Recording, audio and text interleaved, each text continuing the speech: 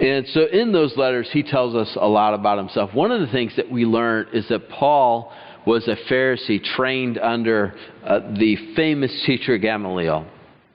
And now that matters because he would have been very well respected. We see that because every time he visits a new city, they ask him to come and to speak.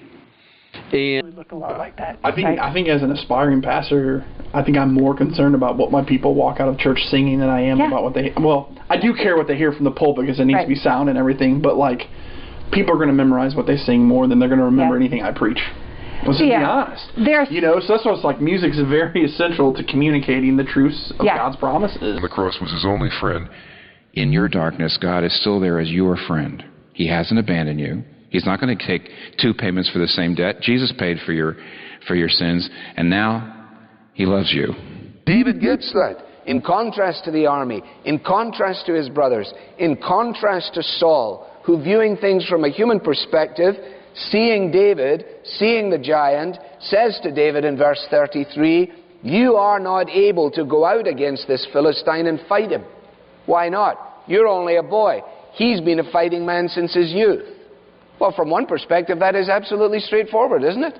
You might say, now here's a sensible fellow. Here's somebody who is able to weigh things up and come to the right kind of decision. Here's the kind of practicality that we like in a leader. It's obvious. Total power, total weakness, you can't go. Wrong perspective. And Goliath, he obviously looked at things from a human perspective. There's no... Election is unfair. Somehow it is unjust. But first of all, we want to make it very clear that God is not to be measured by our understanding of what is just. We have to be the first to admit that our understanding of virtually everything is somehow warped and twisted and affected by our own sinfulness. In Psalm 50 and verse 21, God said, "You thought that I was altogether like you." And certainly He is not.